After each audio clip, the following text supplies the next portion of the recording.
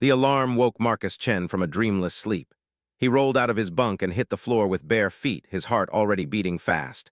The ship's AI, which he called Penny, spoke in her calm voice through the speakers. Unknown object detected, small vessel, no engine signature. It appears to be an escape pod. Through the viewport, he could see it, a small metal shape spinning slowly against the endless black of space. Beyond it, there was debris, twisted metal, the remains of a ship that had died badly. Life signs, he asked. 1. Faint. The pod's power is failing. Estimated time until life support failure, 47 minutes. It was not something he thought about. It was just who he was. Bring us alongside. I'm going to pull them in. The silence war, they called it. Both sides had done terrible things. The war ended, but the hatred did not. Penny's voice came through his earpiece. Marcus, I must warn you. Velkari have been known to attack humans on sight. Perhaps you should. She was tall, even curled up as she was. Her skin was pale, almost white, and her hair was long and silver like moonlight. Her eyes were closed, but he knew that when they opened, they would glow. All Velkari eyes glowed, soft colors that changed with their emotions. She wore torn robes that might have once been beautiful.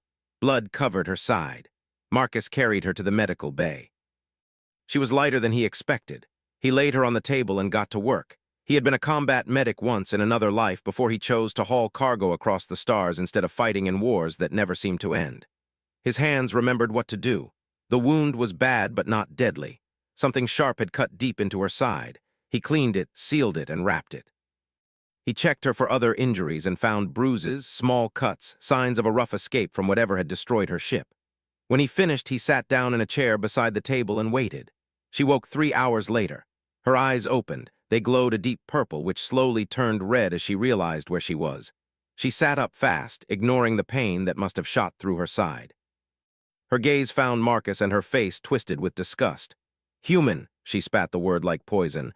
Marcus did not move. He had expected this. Yes, my name is Marcus Chen. You're on my ship, the Nomad's Compass. I found your escape pod. You were dying.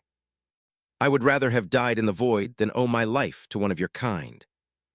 There's water beside you. Food will be ready in a few hours. We're 3 weeks from the nearest Velkari station.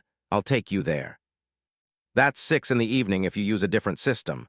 You're welcome to join me or not. Your choice. She refused to speak more than single words when he checked on her wounds. But Marcus was patient.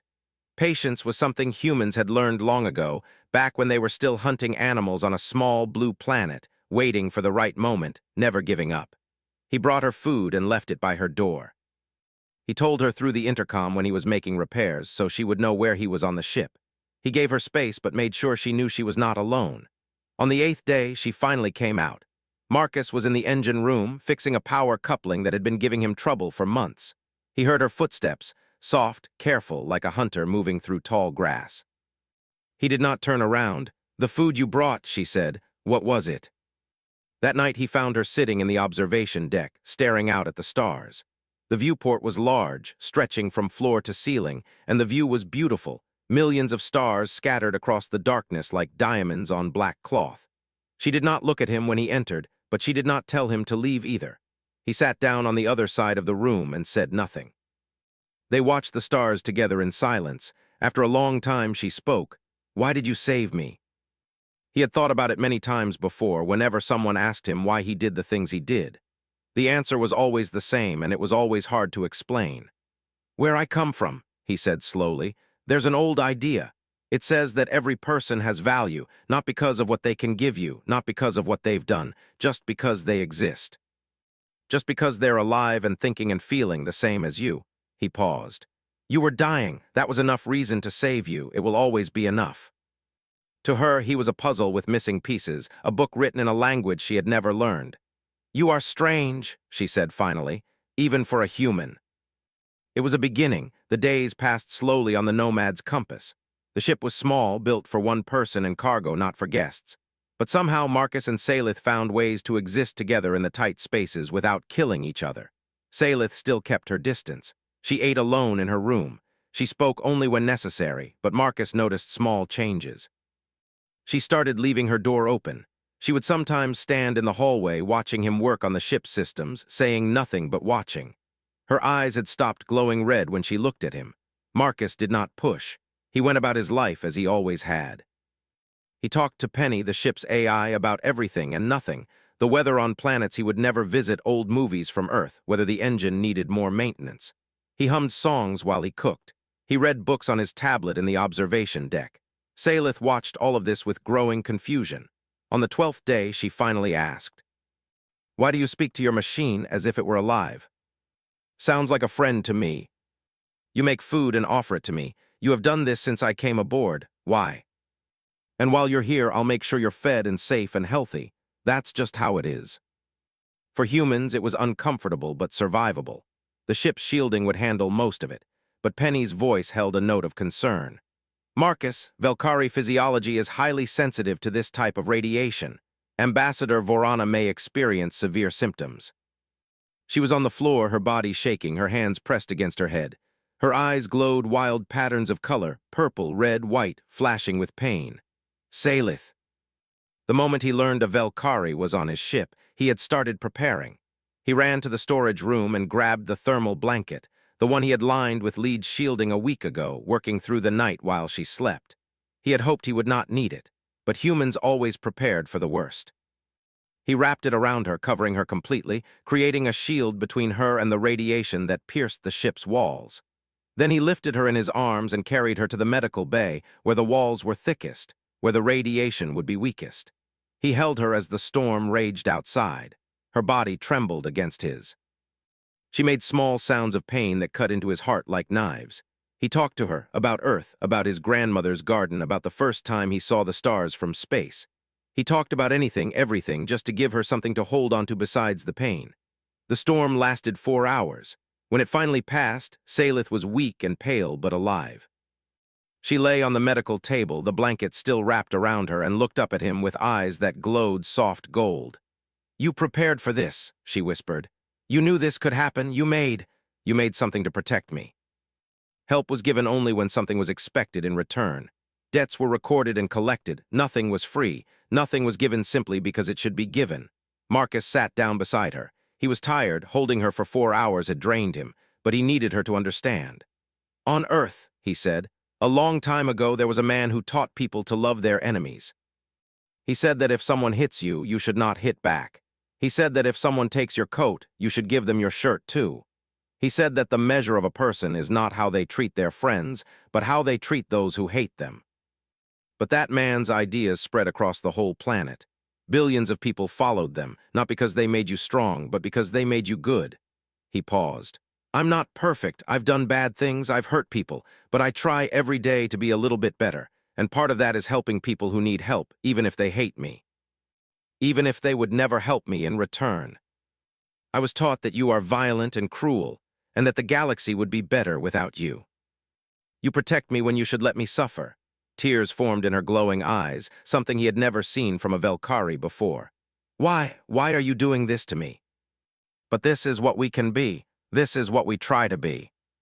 He stayed beside her through the night, watching over her as she slept, this enemy who was slowly becoming something else. Something neither of them had expected.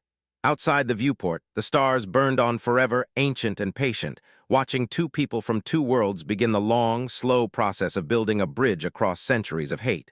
Something changed after the radiation storm. The wall between them did not disappear, but it became thinner, easier to see through, easier to reach across. Salith started eating meals with Marcus in the small kitchen. She did not talk much at first, just sat across from him, eating quietly, watching him with curious eyes. But slowly, day by day, she began to speak. Small things at first, comments about the food, questions about the ship, observations about the stars outside. Marcus welcomed every word. He answered her questions honestly. He did not try to impress her or convince her of anything. He simply was himself and let her see what that meant. On the 17th day, they were sitting in the observation deck during a scheduled engine cooldown. The ship drifted silently through space, surrounded by a nebula of purple and gold. It was beautiful, like floating inside a painting. Salith broke the silence. "Tell me about the war. The human version. I want to know what you believe happened." And we both wanted the same planets, the same resources, the same space. "That you slaughtered civilians, that you burned our worlds. You are not defending your people." Outside, the nebula swirled with colors that neither of them saw. "I was raised on stories of human evil," Salith said quietly. My grandfather was in the war. He survived the Battle of Vorath Prime, where your ships destroyed a city of 2 million people. He spent the rest of his life teaching our family to hate humans. He died still hating. His last words were a curse on your species. I have hated humans since before I could walk. I have hated you without ever understanding you. Why? I've seen soldiers who hated so much that they forgot how to be anything else. They won their battles, but they lost themselves. He shook his head. I don't want that. I want to see the galaxy and find things that make me wonder. I want to meet people who are different from me and learn from them. I can't do that if I'm too busy hating. Her eyes glowed a soft, shifting blue, the color of deep thought, deep feeling. Among my people, she said, there is a concept. We call it Veltharak. It means a breaking, when something you believed your whole life suddenly shatters and you must rebuild yourself from the pieces. She looked at him. You are my Veltharak, Marcus Chen. You are breaking everything I thought I knew. They will want to know if you treated me badly, if you were cruel, if you were human as they understand the word. I will tell them that he was not what I expected, that he was not what any of us expected. And truth is worth speaking, even when people don't want to hear it. You can tell me about Velkari cooking. I bet you think my food is terrible. Behind them, the nebula continued its ancient dance, and the stars watched in silence as two people from two worlds took another step toward each other. The hatred was not gone. It would take more than 3 weeks to erase 200 years of pain. But it was weakening. It was making room for something else. And sometimes that was how peace began. Not with treaties or surrenders, but with small moments. A shared meal, an honest conversation, a smile in the light of dying stars, one step at a time, one word at a time, one broken belief at a time. Building a bridge, the Greystone Passage was a dangerous stretch of space. Everyone knew this. It was far from any government's control, far from any law. Pirates and criminals called it home.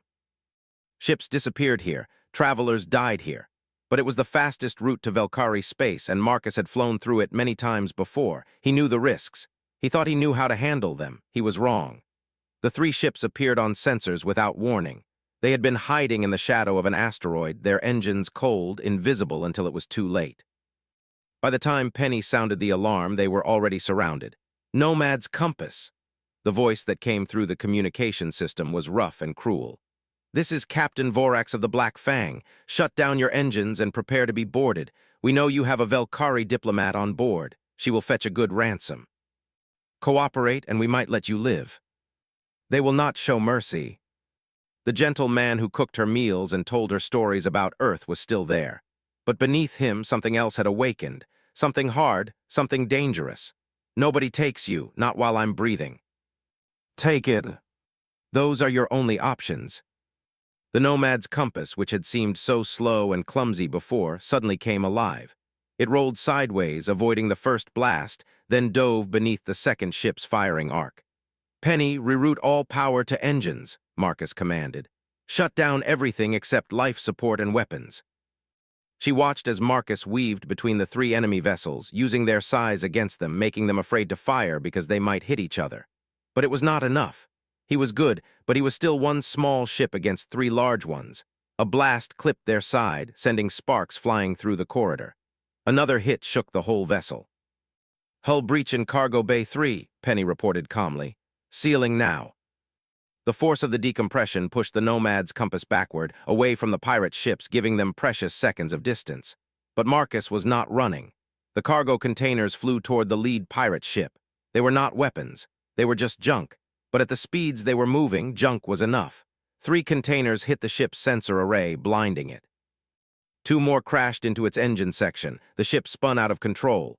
2 left, Marcus said. His voice was calm, terrifyingly calm. Salith could only watch as he turned the Nomad's compass around and charged directly at the second ship. What are you doing? She screamed. Something stupid.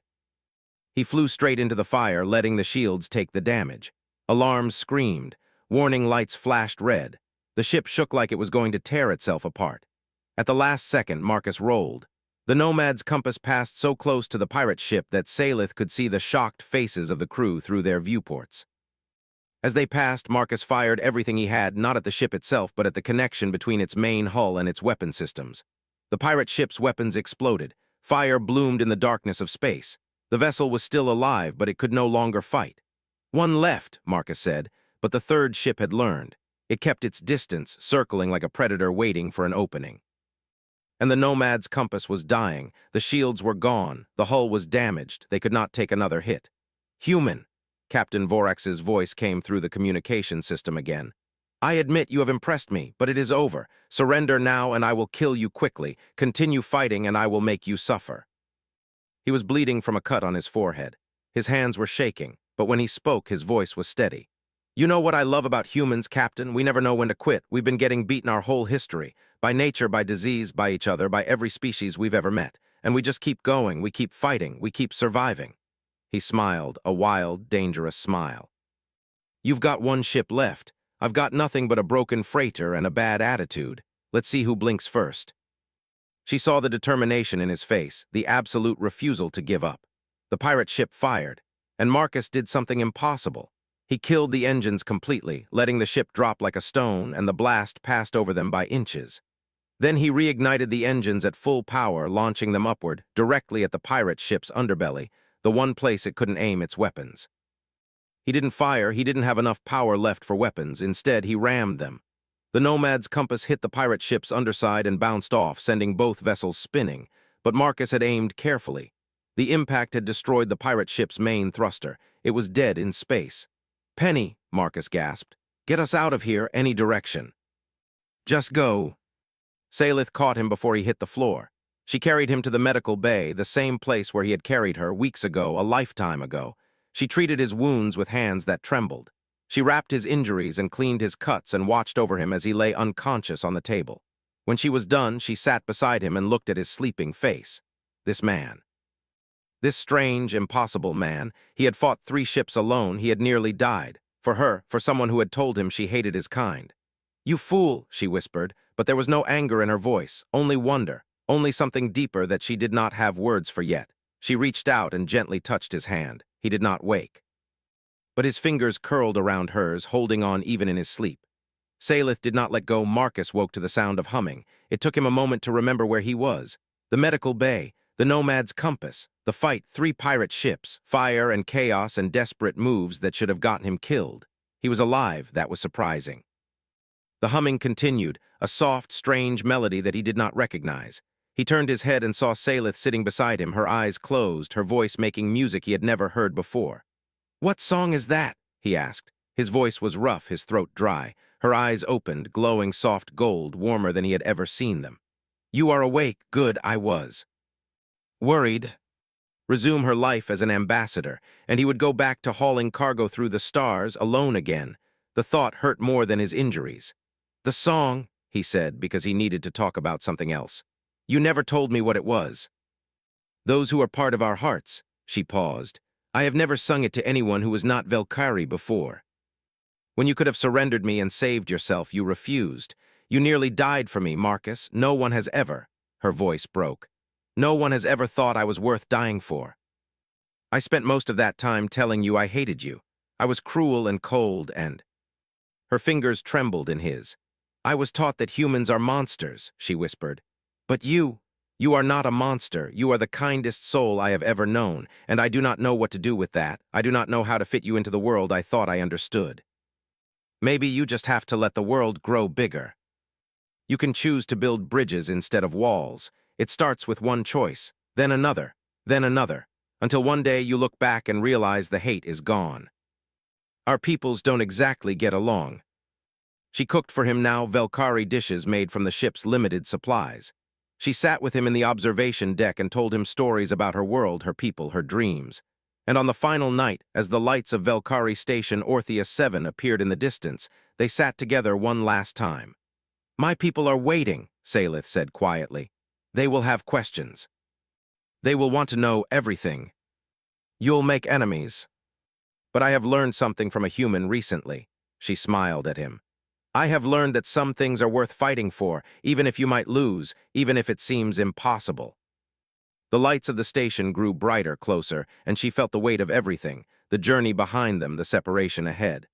I spent this entire voyage telling myself I hated you, she said quietly. I told myself you were brutal and untrustworthy. I told myself humans were incapable of higher feeling. She paused. I was wrong about everything. His arm came up around her, not holding her, just there, supporting her, protecting her, the way he always had. They stayed like that as the station grew larger in the viewport. Neither spoke. Neither needed to. The moment was complete in its silence. When the docking clamps engaged and it was time to leave, Salith stood slowly. She looked at Marcus one last time, at the man who had saved her life, changed her mind, and touched her heart in ways she was only beginning to understand. "The summit," she said. "They will need a human consultant, someone who has earned the trust of a Velkari diplomat, someone who can speak for your people with honesty and honor." She paused. "Do you know anyone like that? Will you help me build that bridge, Marcus Chen?" "I promise. I think I might be ready to love one instead." And in 2 cycles he would join her. He laughed softly and shook his head. "Penny, we're going to need a nicer ship." "Yeah, it really was."